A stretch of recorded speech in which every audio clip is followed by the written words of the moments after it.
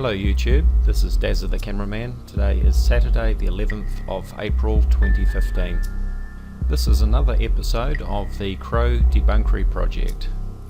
We will be taking another look at the so-called Lunar Wave and looking at the evidence to see if we can find what is causing them. Is it really a glitch in the moon hologram as claimed by Crrow, or could there possibly be another explanation?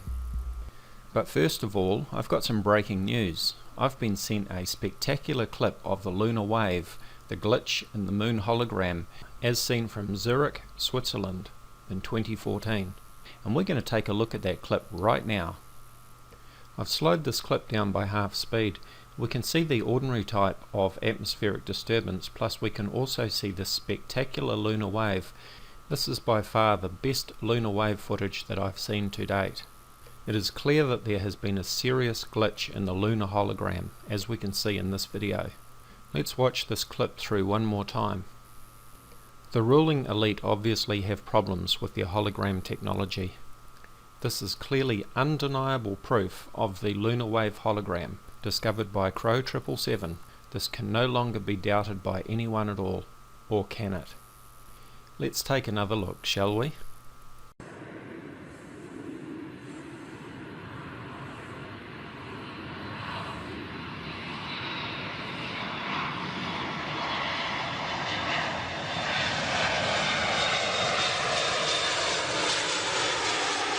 Yes, yet again we see another so-called lunar hologram wave being created by the wake of an aircraft passing by. This video clip was kindly sent to me by YouTuber Crosswind. Thank you, Crosswind. You can check this clip for yourself in Crosswind's video Lunar Waves and Plane in Front of the Moon at Airport Zurich, September-October 2014. Crosswind also sent me the following clip, which was in my previous video.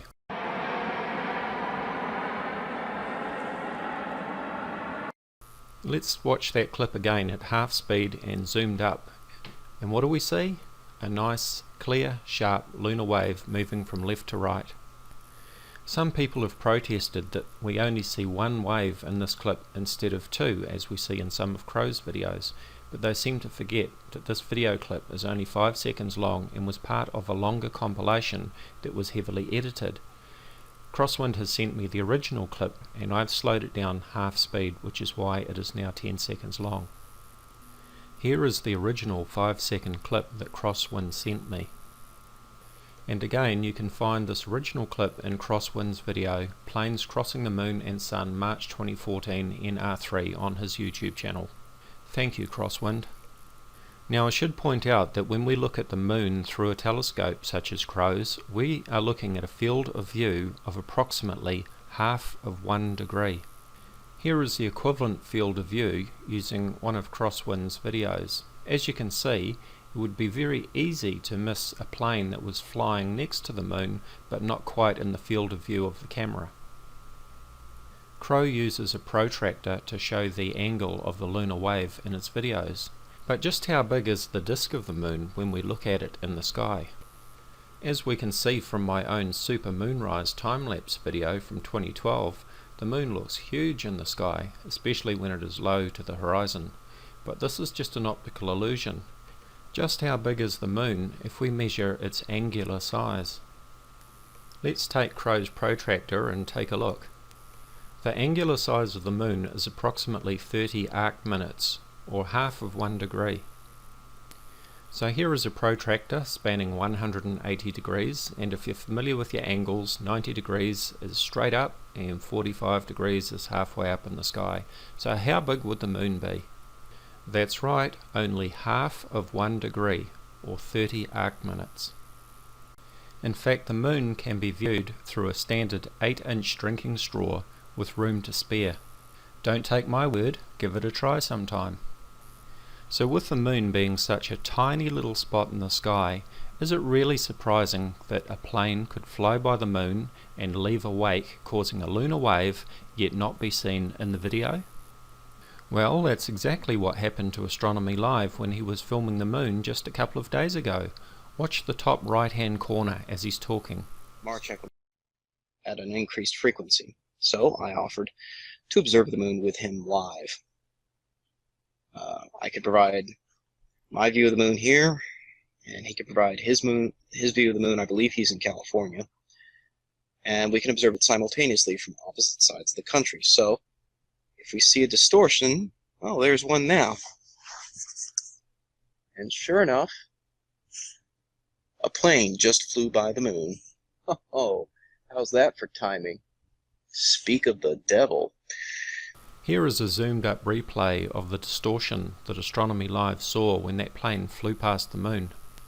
While it's true that this example is not as clear and sharp as Crrow's lunar wave, it just goes to show that a plane can fly past the moon and leave a wake without the plane being seen in the video, just as we see in Astronomy Live's video. Now let's revisit the point that some people are making, that there are often two lunar waves visible in each example of Crrow's videos. What could possibly account for this? Well, of course, as we see in this video by Flugsnug, called Wave Vortex Variety, aircraft create wingtip vortices that are only visible under certain conditions, such as high humidity and rain. Here are some short clips from Flugsnug's video. Obviously, air currents could cause these wingtip vortices to pass over in front of the moon as the plane passed by. Look at the lensing effect and refraction that is caused by these vortices in the background scenery as the plane comes down. You can clearly see the distortion that is caused by the wake. Here is another clip from Flugsnug's video. Look at all that distortion we can see in the background. This is exactly the sort of distortion that would cause an apparent lunar wave, just like what we see in this video.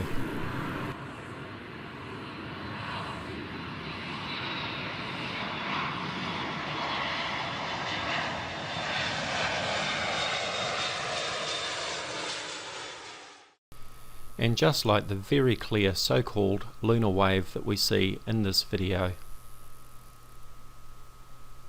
And as I pointed out in my previous video, Crrow777 does in fact live near the very busy San Diego International Airport, and I'm told by others that there are actually several other airports in this area. Now, I'm not suggesting that all apparent lunar waves are caused by aircraft, as we've seen here. I do believe that they're also caused by other phenomena, such as passing warm and cold air masses, and as I mentioned, possibility of gravity waves or buoyancy waves, as they're also known, and I will be following up on that research in another video. But I did want to point out that certainly an apparent lunar wave can be caused by natural phenomenon, such as aircraft passing, which is disturbing the atmosphere, as we clearly see in these videos.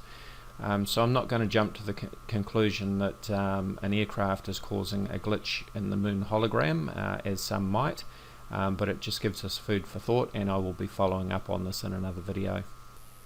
Please also check out the videos and the channel by Flugsnug.